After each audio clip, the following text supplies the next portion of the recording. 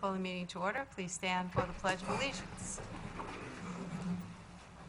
Allegiance to the flag of the United States of America and to the republic for which it stands, one nation, under God, indivisible, with liberty and justice for all. Okay, please remain standing. With us today for the invocation is Father John Lescalet, Vicar of the Anglican Church of the Atonement. Father John? A microphone and all these people, it's hard to be brief, but please pray with me. Almighty God, our Heavenly Father, we who are blessed to live in the midst of your magnificent creation, give you grateful thanks. We ask that you send down upon those who hold office in this town of Fountain Hills the spirit of wisdom, charity, and justice, that with steadfast purpose they faithfully serve in their offices to promote the well-being of all people. We ask this in the name of your Son, our Savior, Jesus Christ. Amen. Amen. Thank you, Father John. Can we get a roll call, please, Beth? Mayor Kavanaugh, Here. Vice Mayor Magazine, Here. Councilmember DePorter, Here. Councilmember Yates, Present. Councilmember Brown, Here. Councilmember Toles, and Councilmember Leger. All right. Thank you, Beth. We have some reports coming up first. I'm going to start with Councilman DePorter. Thank you, Mayor. I have a report from the Maricopa Association of Governments Regional Council.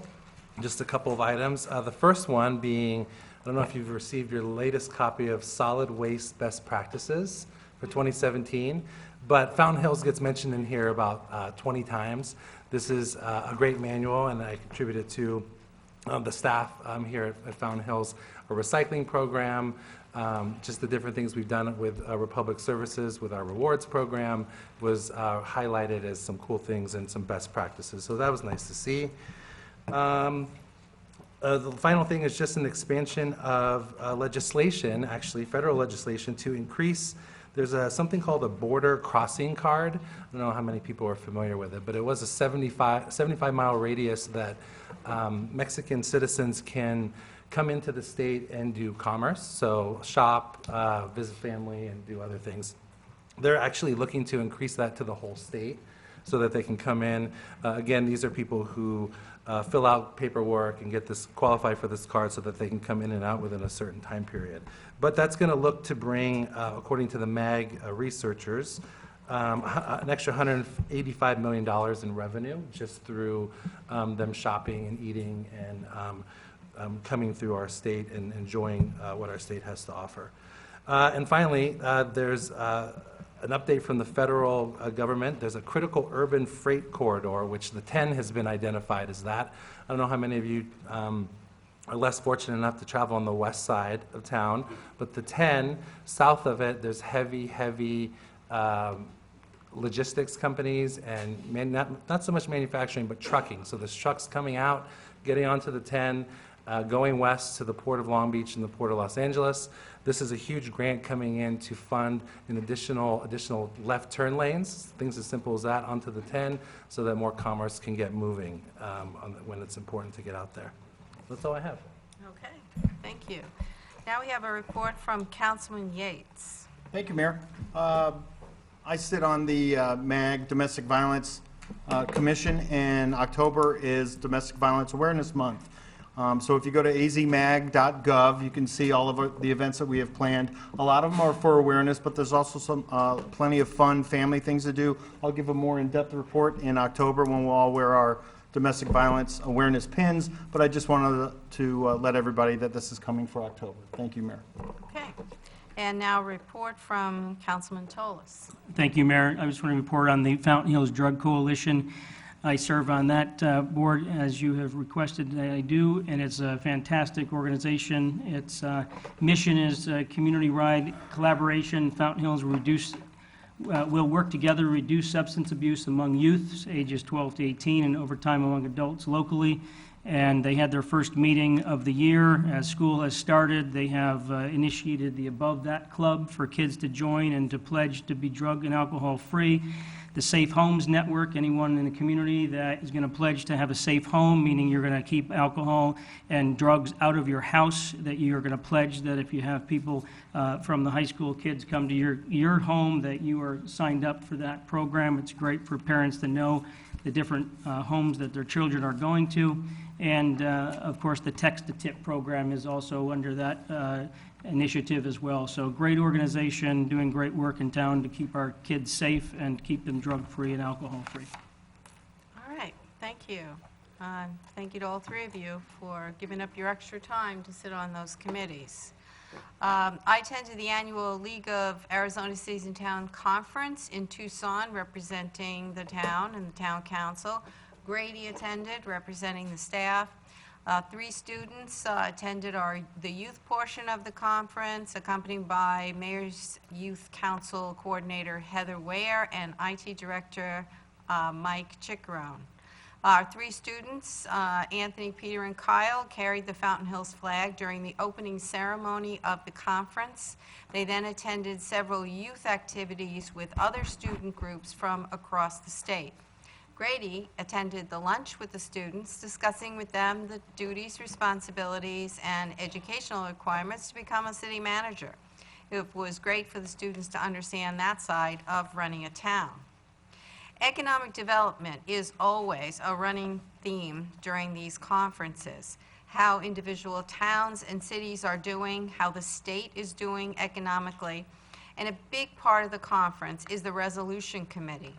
That committee, attended by all 91 mayors, determines what bills we would like to see passed in the next legislative session, or which ones that have previously passed that we would like amended. I was selected previously to be the chair of the Neighborhood Sustainability Committee, and we introduced a resolution to ask the legislature for more municipal control over unstructured sober living homes. This resolution was introduced by Phoenix in response to several unstructured homes opening and their city being unable to do any regulation of their own. Right now, only the Arizona Department of Health Services has jurisdiction, and they just don't have the staff to investigate every unstructured home. We have sober living homes right here in town as well. Our committee resolution was initially for unstructured homes, but the committee amended that resolution to include structured homes as well. One other benefit to attending the conference is our service providers also attend. I met with Cox representatives and Republic Services. Grady and I met with 5 EBCOR representatives to specifically discuss the constant water main breaks in Sunridge Canyon. And I'm going to go to Grady to explain about that meeting and the results. But also, as part of economic development, I'd also like Grady to update us on the recent fountain repairs. Thank you, Mayor. As the mayor indicated, we had a very productive meeting with the senior management with EPCOR. And not only was it consisting of the senior management, but we also had the director of engineering. And so we took the opportunity to bend their ears on the water breaks. We've had 2 so far, the same general area, and it's been a continuous problem. Prior to us actually going to the conference, Councilmember Yates had reached out to the EPCOR officials as well, and I believe that through his efforts and through the mayor and I meeting with these folks, they understood that we're becoming very wary and very tired of having to, every time there's a major water break in their main, that it's really affecting the residents that live there in Sunridge, and also it's affecting our staff because we end up having to help with traffic controls. And so we really asked if they could just really invest in the capital improvement project that would permanently fix this issue. And the issue really is the bedding underneath the water lines. The pipes are basically sitting on rock. So every time there's movement under the ground with the water going through the pipes, it over time weakens those pipes and causes a break someplace else. So Since coming back from the conference, we actually heard back from the senior management folks from EPCOR and have heard that we will be hearing at the end of this month a timeframe and proposed schedule of a project that they will be doing to undertake this. So that's the good news on that. The other item I wanted to let the council know, this has already been broken in the Fountain Hills Times, but as you are aware and the public's been aware, we've been having issues for the past 6 to 9 months with the fountain at Fountain Park. The good news is that we have made some changes to the fountain to address the different wind speeds. We worked with electrical contractor last month to set the control so that 2 pumps will turn on as long as the wind speed is below 8 miles per hour. If the wind speed reaches 8 miles per hour and stays there for 3 seconds, the controller will shut down to 1 pump. The fountain will then operate with 1 pump running until the wind speeds reaches 15 miles for 3 seconds. And then once this happens, both pumps will shut off and will not turn back on until the next scheduled run time at the top of the next hour. The good news is that people are starting to see that things have resumed just about back to normal. In fact, we've been getting a lot of positive feedback from residents. Many of those who left for the summer have come back and think that things are back to normal. The good news is not only are we having the fountain run more frequently with less stoppages, but that we're also in compliance with our permit from the Arizona Department of Environmental Quality, which requires us to have any overspray from the fountain stay within the perimeter of the park. So with that, I thought I'd just go ahead and share that. I know that not everyone reads the newspaper. They get their news sources from other sources. So I just want to make sure that we're all on the same page on this issue. Thanks, Grady. Thank you for those updates. And now, let's see, we have recognizing Bernie Honley, who is retiring from the Strategic Planning Advisory Commission. Grady, did you start? I'm the staff liaison, and I've had a chance to work with the Strategic Planning Advisory Board for about a little over 2 years. And during the time that I've been attending those meetings, Bernie has basically attended all the meetings and was a very active member of this board and had some really good ideas, had some great input on the strategic plan that the council ultimately adopted. And I think it's a shame that he won't be continuing with the Strategic Planning Advisory Board, but I understand that he's involved in a civic organization here in town that's really consuming a lot of his time, so that's actually good for the community. So with that, I'd like to maybe have him come up and be recognized.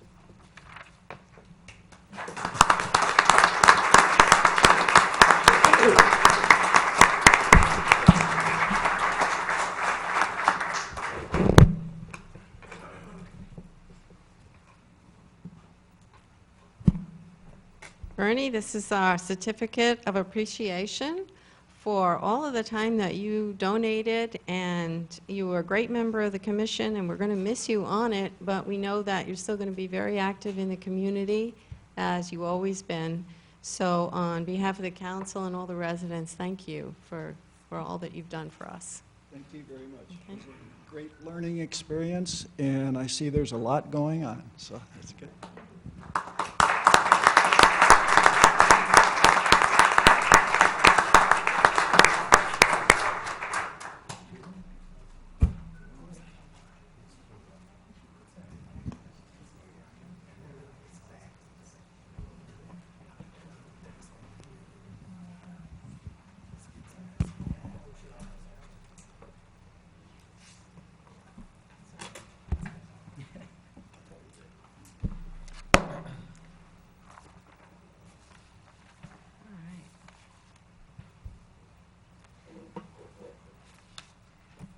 Next is our introduction of our newly appointed Community Services Director, Rachel Goodwin, and Public Works Director, Justin Weldy.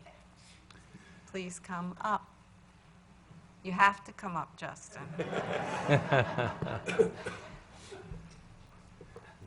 Mayor and Council, I'm very pleased to introduce these two individuals. They're our newest department heads.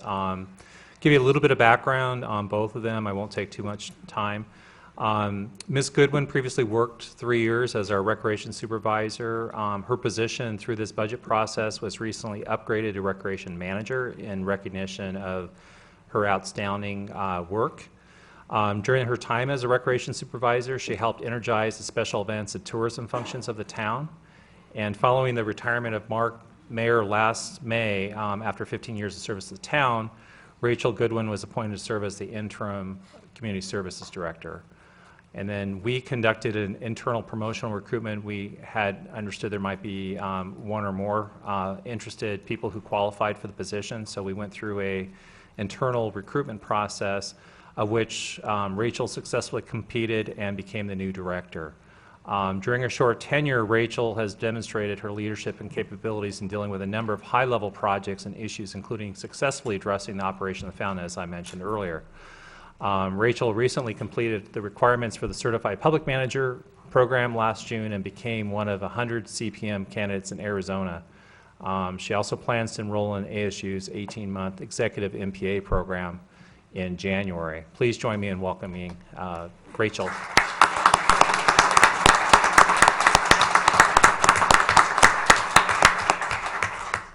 The other person standing next to Rachel is Justin. Justin is our new Public Works Director.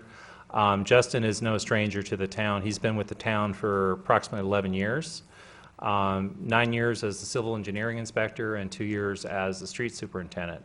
He has over 30 years of public works, construction, and civil engineering experience. During his time as Street Superintendent, Justin found numerous ways to save the town money in the delivery of town services and projects, which is always a good thing to do.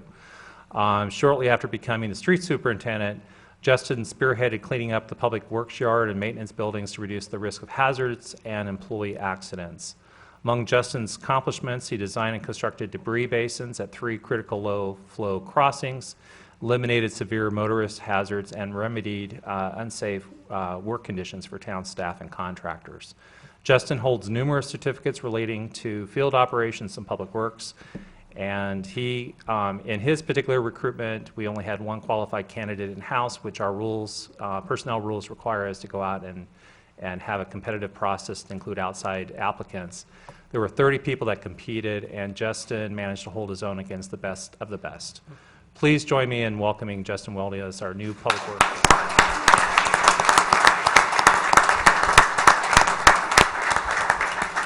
Would either of you like to say something? No? Thank you. All right. And not too far, Rachel. All right.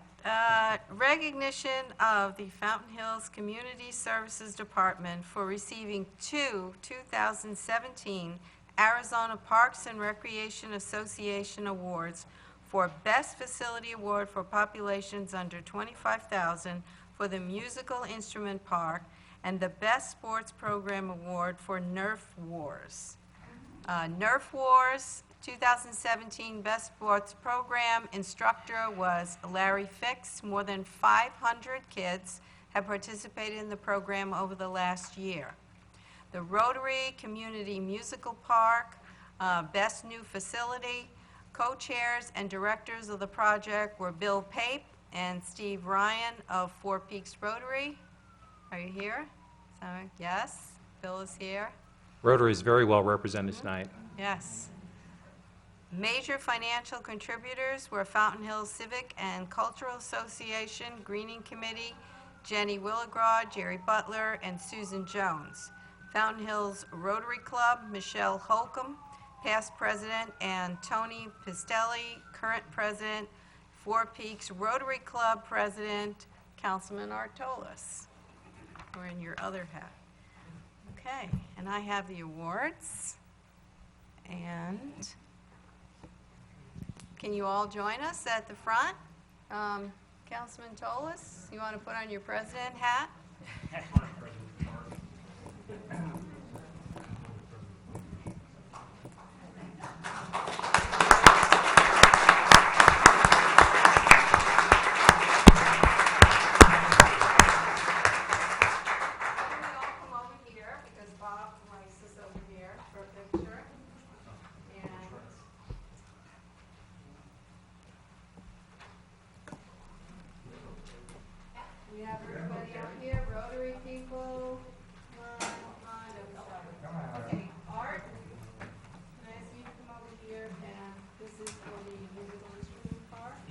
let's have Bill Pape come up as the chair of that and recognize Bill.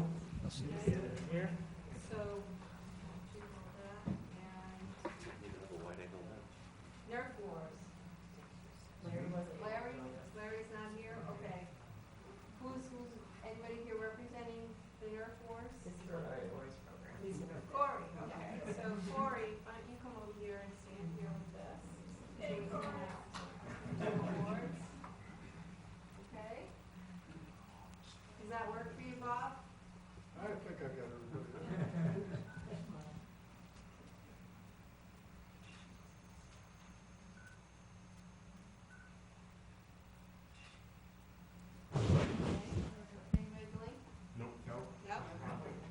All right. So, congratulations. I know the Musical Instrument Park has been just a phenomenal addition to Fountain Park. I can't tell you how many adults have been playing it versus how many kids. I have seen on my travels some other parks that have musical instruments, and I tell you, nothing compares to ours. It's really, really, truly remarkable. I saw one in Louisiana, and they had a couple little instruments outside a mall, which certainly wasn't attractive at all. Ours is just absolutely great, and we thank you so much, and we thank all the people who donated those instruments as well. And would you like to say a few words about it? Not really. Anyone else on Rotary would like to?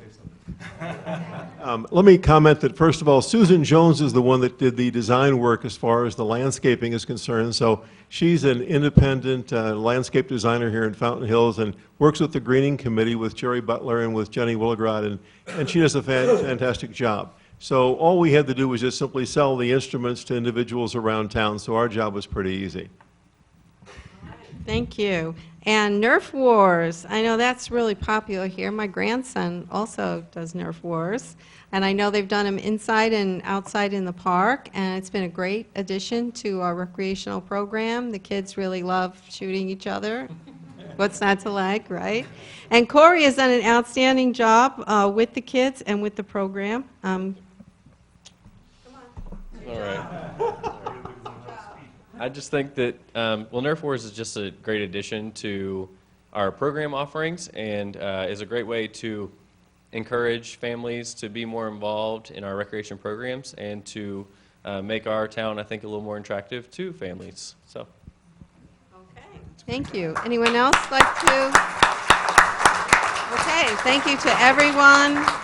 Certainly, Art, did you have anything you wanted to say? No, just an outstanding job from Bill and Steve Ryan, who wasn't here tonight, and Jerry Butler, and there's so many people that raised so much money. It's incredible. So awesome job. Okay. All right. Okay, Councilman Magazine, like to comment? I just want to thank all of you folks, but also the members of all of the clubs in town and the hundreds of volunteers we have who give so unselfishly to the community. Without your efforts, both in time and resources, this would be a different kind of town. So, sincere thanks to all of you. I think that deserves a big round of applause for all of our volunteers. Great. All right. It's always a wonderful part of our program when we can do all those great recognitions for all the people that volunteer so much for this town. All right, so let's go on to call to the public. Do we have any speaker cards? Mayor, we have one card. Jean Michaelacci.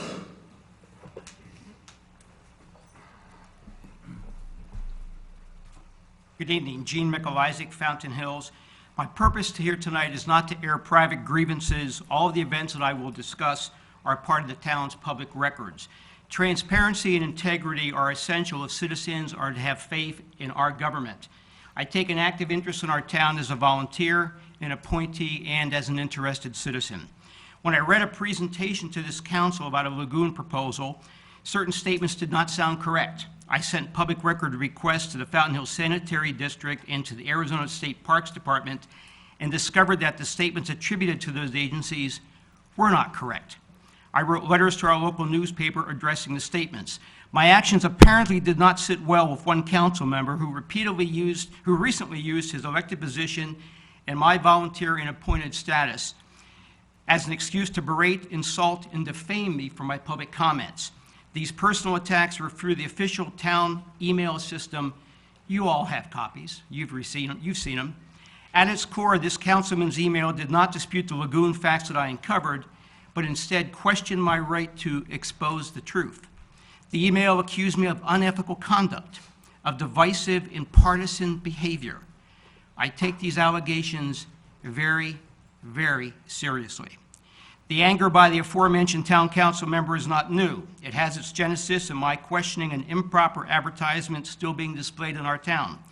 In that advertisement, the councilman's public position is part of a marketing effort to promote business for his private company. I asked for an inquiry into the advertisement, and the retired judge hired by the town to investigate the matter concluded that there was no evidence of an actual benefit to the politician from the advertisement. But Judge Patterson did conclude that the councilman's advertisement, quote, has a facial appearance of violating, unquote, the town rules of procedure. Judge Patterson recommended that the language be removed from the advertisements. The language has not been removed. The councilman cites Judge Patterson's investigation as one of the reasons justifying his attack on my character, my ethics, and my integrity. If you have not done so recently, I urge you to reread Judge Patterson's analysis. This council knows the difficulties in getting people to volunteer for town commissions. That effort will be more difficult if volunteers are required to ignore the truth and remain silent, even if they see and hear things that are wrong. I'm not asking this council to take any action at this time with respect to the behavior of the councilman.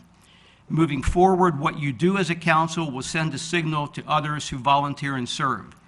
The actions of the councilman that I addressed tonight are hopefully the low point for unacceptable behavior. I have prepared more extensive written comments with supporting public record documentation. I request that Ms. Bender and the council include my submission as part of the official record of this council meeting when that record is finalized. Thank you for your time. We have no, excuse me. Let me remind you that this is council chambers and not a theater. We don't clap regardless of whether you like something or you don't like it. Let's just give everybody the respect to say what they want to say without comment like that. Thank you. During call to the public, I will remind you that we cannot comment. No one specifically was named. If anyone feels that they want to comment, then they can signal that they do, but it is very difficult for us to do that since the item was not agendized. With that, we will go on to our consent agenda.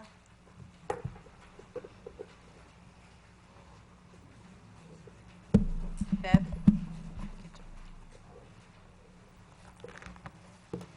Quiet little box. All right, we have 5 items on our consent agenda, and I'm requesting a motion to approve as written. So moved. And a second, and I do need a roll call for these. Mayor Kavanaugh, Aye. Councilmember DePorter. Aye. Councilmember Brown. Aye. Councilmember Yates. Aye. Councilmember Tolis. Aye. Vice Mayor Magazine. Aye. Councilmember Leger. Aye. Mayor, 7-0. Thank you. Now we'll go on to our regular agenda. Let me just remind the council that there is no action required for our number 6. I will open the public hearing to receive comment on the Town of Fountain Hills Biennial Development Impact Fee Audit Report presented by Kevin Burnett, Senior Project Manager with Wildan Financial Services. Grady? Yes, Mayor and Council and the public who are here, we are required under state statute to do this report. I'm going to go ahead and have Craig Rodolfi, our Finance Director, give a little bit of background before we turn it over to Mr. Burnett, who will then give the actual presentation. Good evening, Mayor and Council. As part of the legislation in 2012 to redo the development fee statute, a provision was included that required a biennial audit of development impact fees. We have solicited proposals from qualified, not quite sure what the right term is, but qualified individuals to conduct such audit. Wildan Financial Services was the firm selected. Kevin Burnett, the Senior Project Manager, is here to present the report to Council. Mr. Burnett? Good evening, Mayor and Council. As Craig said, I'm Kevin Burnett with Wildan Financial Services, and I was the project manager in charge of undertaking the audit for you all. So when we look at the audit, per the state statute, there were 4 pieces of information that we looked at. The first one was your land use assumptions. What progress are you making on your land use assumptions that were developed for a 10-year period? The second piece was looking at the infrastructure improvements plan. So what CIP did you think you were going to accomplish over the next 10 years, and what's your progress on that? The third piece is the level of service. So are you asking development to pay more than their proportionate share to increase the level of service for the town, or is it meeting the existing level of service standards? And then the fourth piece was the assessment of the fees themselves. So we need to bear in mind that this is the first audit that's been undertaken for the town, so it's the first 2 years of a 10-year time period. So it's just that, a snapshot in time for the first 2 years. So as we looked at things, the land use assumptions progress, again, you're 2 years in. You had some instances where there were more single-family development than had been projected in the plan, and a little bit less multifamily development than had been projected. But at the same time, we're 2 years in. If we were in the 8th year and you were only 50% of where your projections were supposed to be, that would be more of a concern. But at this point in time, we didn't see any concerns with where you're at in the first 2 years. In terms of the capital program, you had some parks facilities included and some fire facilities to be included. They weren't anticipated to occur until fiscal year 22-23. So at this point in time in 2017, you weren't expecting to build anything. You haven't expended any money on anything. So you met your requirements there. In terms of the level of service, because you didn't have anything anticipated to be built until 2022, 2023, that meant that you had excess capacity in the system available to serve new development as it came in. So we didn't find any issues with the level of service at this point in time. The fourth piece was the assessment of the fees. So we took a random sample of the developments that had occurred in the last 2 years. We wanted to make sure if it was a single-family development, it was assessed the single-family fee that was adopted by the council. If it was a multifamily, did it pay the multifamily fee? And in all cases, we found that the fees that were adopted were the fees that were assessed to each of the developments. So we didn't find any issues there. The only caveat that I will have to our findings, which were good across the board, is that in discussions with staff, it was anticipated during the next 10 years that you would purchase some state land and there would be some state land development. It's our understanding that that's not occurring quite on the track that was anticipated to begin with. So we recommended that staff keep an eye on that and update the land use assumptions and the associated capital improvements as that becomes clear. But for the first 2 years at this point in time, we don't think that's a concern, so we did not find any problems in our audit process. If you have any questions, I'll be happy to answer them. Sounds like an A. It was very much an A+. A plus. Councilman Yates? Thanks, Mayor. Thank you for doing this. We appreciate the input. As you've heard, economic development's a big deal for us. We're always trying to find something. We use a tool with developers called a developer's agreement.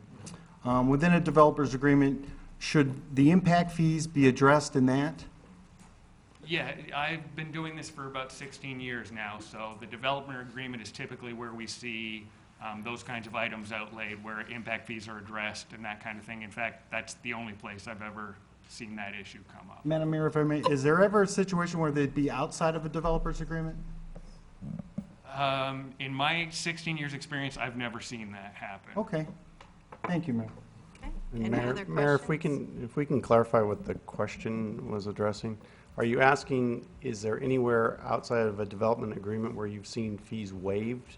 No, I was just simply asking our auditor about impact fees, how we would use those within our method of economic development. That's all I was asking. Okay, so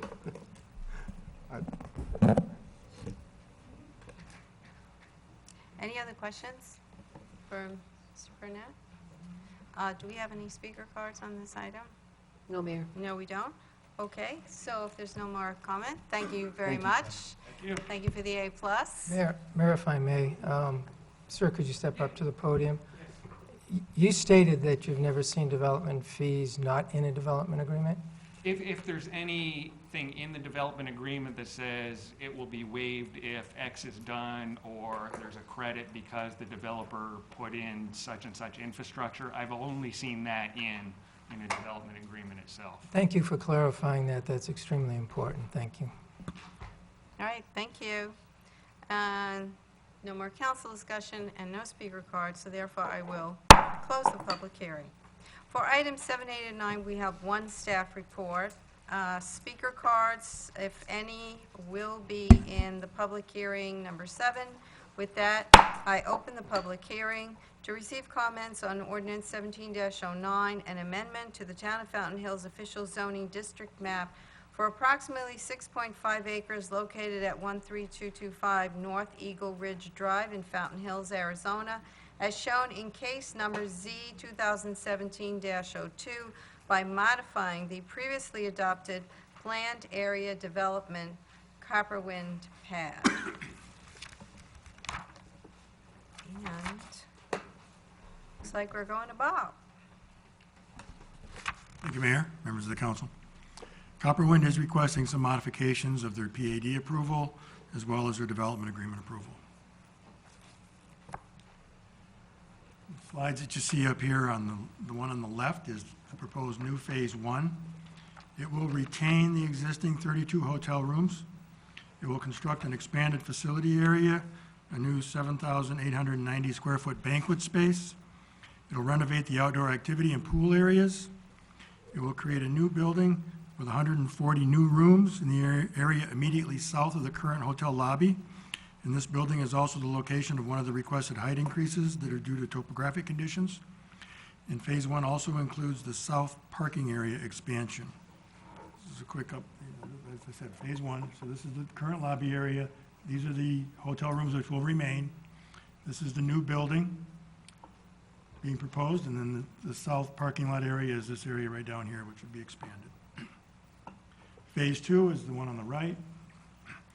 After completion of the Phase 1 construction, the new rooms are available. The existing 32-room northern building will be demolished, and a new 110-room building will be built in its place. Also included is construction of a parking garage on the south end of the property, a new fitness pool, a fitness lawn, and a juice bar. Again, this is the north building. The fitness pool, fitness lawn, and juice bar are down here, and then the lobby renovations and the outdoor areas are over there.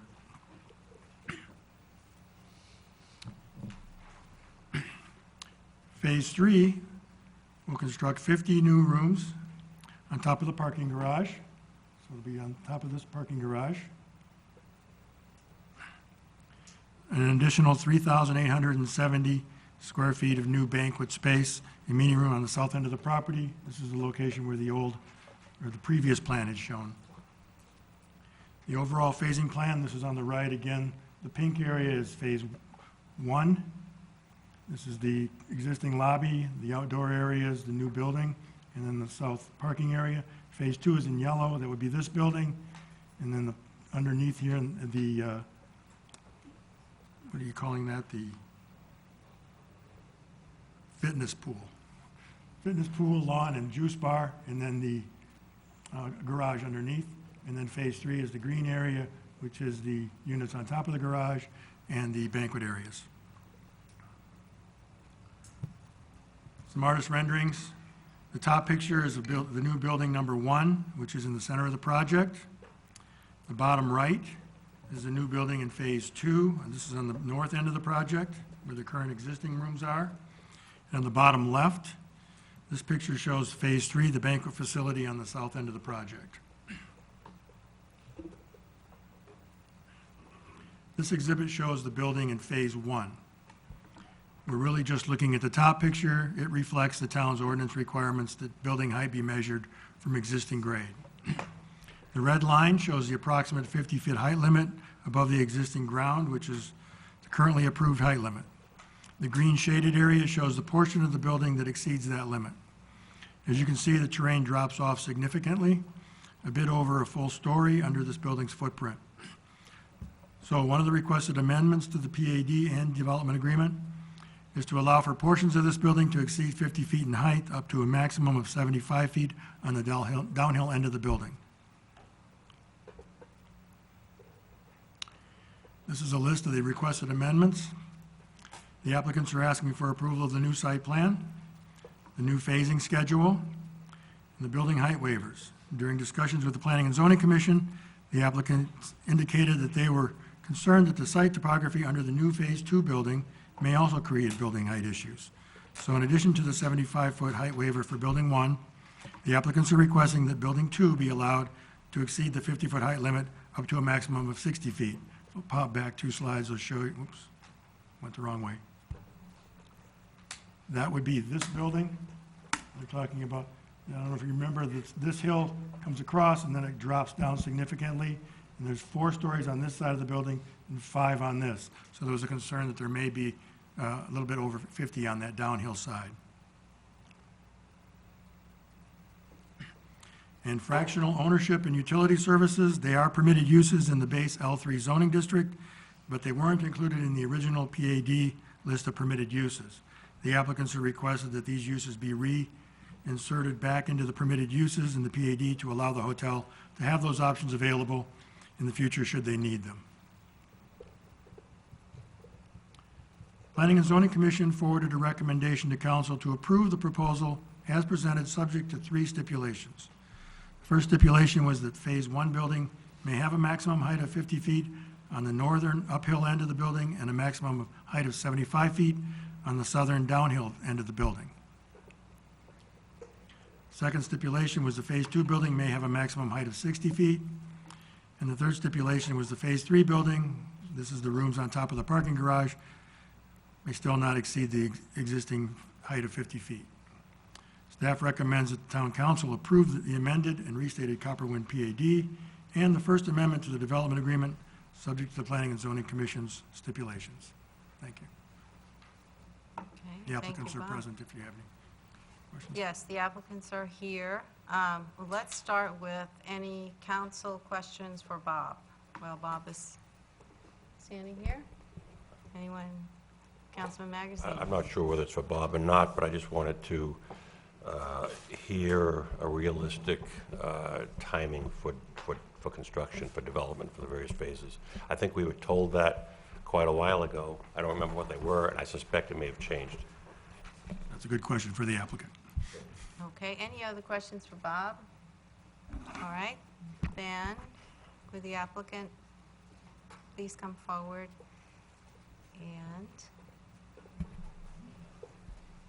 can you... Mayor and Vice Mayor, members of the council, for your records, I'm Jordan Rose with Rose Law Group, and with me today is Bill Hines, the owner of the Copperwind, and Michael Mercu, the architect from Allen and Phillips, and Nick Labadie, our senior planner at Rose Law Group.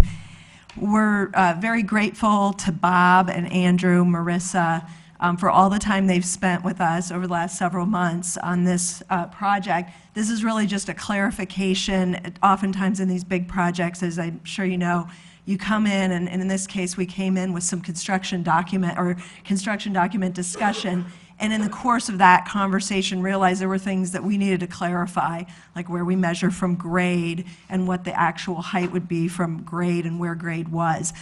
So this amendment is really just bringing you more rooms quicker, and we're really excited about that. We're clarifying some things, and so we'll, in answer to Vice Mayor question about timing, our timing is we will have our construction documents in by the end of December. We are hopeful to start construction January 19. So that's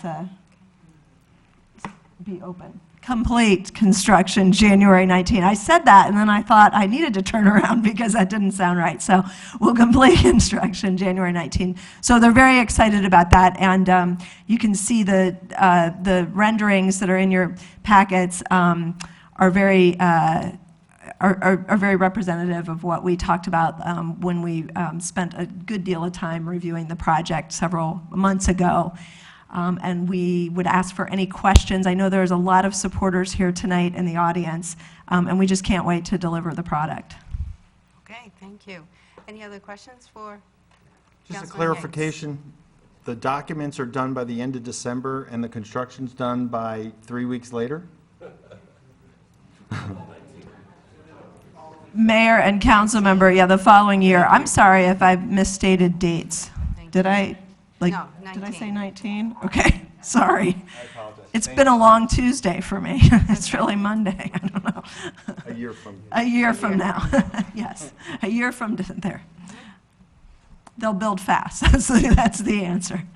Councilman DePorter? Just how does the applicant feel about the stipulations presented by the Planning and Zoning Commission? Mayor and council member, we're fine with the stipulations. We can, especially with the clarifications that Bob has provided. The building in the first phase will be no greater than the 75 feet, whether it's 5 or 6 stories, whatever is going to fit in there, and that'll come in through construction documents later. Thanks for asking.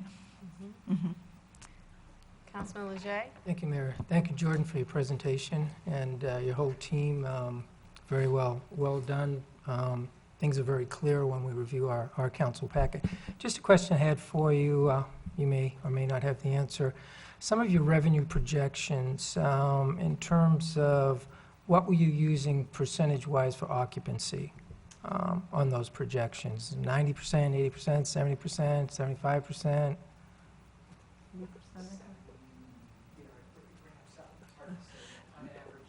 Okay. All right, thank you. Okay, any other questions? Any other comments? No, my only comment is Fountain Hills is really excited about having this premier resort. It is beautiful as it is. It's a jewel up there on the hill. Anybody who's ever been up there that's had an event that sees that view, it's just a great place for any kind of event, especially a wedding, and just to have it expanded like this is really incredible. So we're so grateful to I'm so grateful to the applicants for choosing to expand in Fountain Hills. And I think we have some speaker cards. Mayor, we have 7 speaker cards, 6 of which do not wish to speak, and they want the council to know they're for the project. Paul Perrault, Tom Boyle, Rebecca Hollingsworth, Kay Collar, Yolanda, I'm sorry, I can't read your last name, and Mikolaya Vasquez. Okay. And 1 speaker card is Brian Q. Klein. Klein, and he wants to come up to speak, please. Hello, Mayor, council members. My name is Brian Klein. I'm currently the general manager at the Copperwind Resort and Club. I was here at the Planning and Zoning Committee and to see the overwhelming response of the Planning and Zoning Committee for this project and to move forward with the amendments and some of the stipulations was really great to see, and we were really looking forward to having that move forward so that we can start this project and have it completed. I talked to a lot of the members of the community in these last couple of weeks, and the overwhelming positive reaction about this project is wonderful, and we're looking forward to getting started on it and moving without any further delays. So thank you very much for your time. I appreciate it. Okay, anyone else? No, Mayor. Okay, if there's no further speaker cards and there is no further council discussion, then I will close the public hearing, and we'll go on to consideration of ordinance 17-09 as just discussed.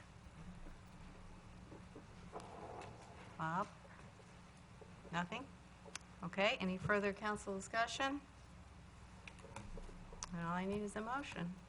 Councilman Yates? Madam Mayor, I was going to go ahead and so move, but please don't mistake the lack of questions. As Councilman Leger pointed out, we received lots of information about this project since January when it started. Our staff did a tremendous job of collecting the information and putting it down on paper. So the lack of question is not because there's not a lot of things, it's just a lot of this has already gone over. So having that being said, yes, I'd like to make the motion to accept it as presented. Okay, I have a motion and a second. Any further council discussion?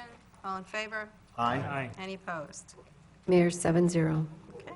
Consideration of Resolution 2017-27, First Amendment to the Development Agreement between the town and Palisades Resorts, LLC. Any council discussion on that?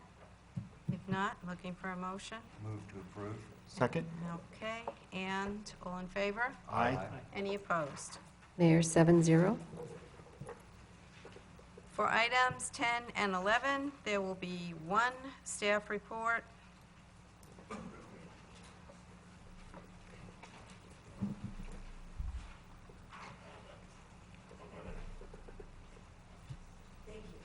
Yeah, we're going on to the next item, so we are, congratulations. Mhm. We'll give you a minute to. Yeah.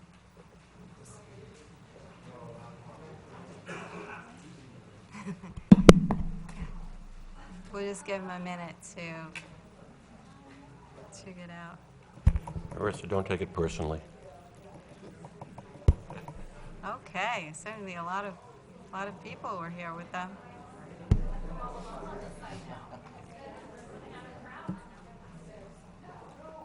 Hospitality people.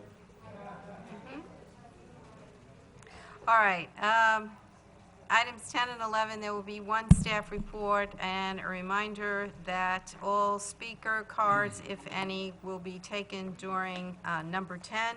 With that, I will open the public hearing to receive comments on ordinance 17-08, amending the Fountain Hills zoning ordinance related to canyon-side lots by adding a new section, 5.10, canyon slide lots regulations, amending section 1.12, definitions, and modifying the single-family zoning district density area building and yard regulations chart in section 10.09. Marissa. Good evening, Mayor, Council. In an effort to address development on properties with steep slopes, and in this case, properties with slopes 30% or greater, staff is recommending amendments to the zoning ordinance. In researching how to address development issues associated with these lots, staff conferred with the town engineer, the town geographic information systems technician, a local engineer, Maricopa Association of Governments, and reviewed other communities with similar topography.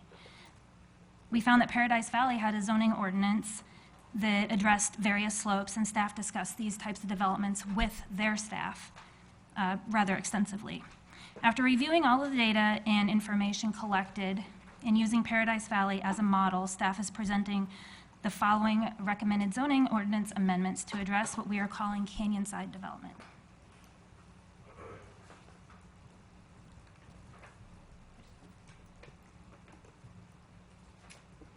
Two criteria are used to determine if residential development is considered canyon-side.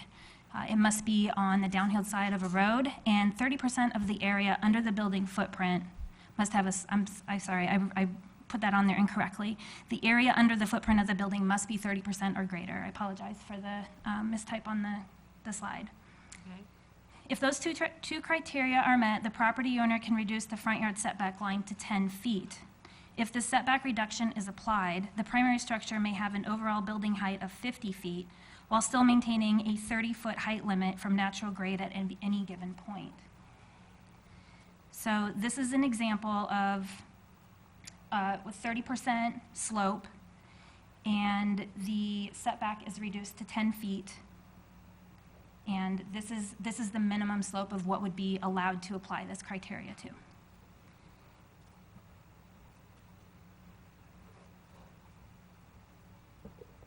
And then the 50% height. So you see right here, the front tallest part of the building to the furthest bottom part of the building has a maximum height of 50 feet. This is also modeled off of Paradise Valley, and one of the reasons is to avoid situations like this. I got these two pictures, this one as well as this one, from Hollywood Town, California, and it was part of their discussions when they were addressing similar issues.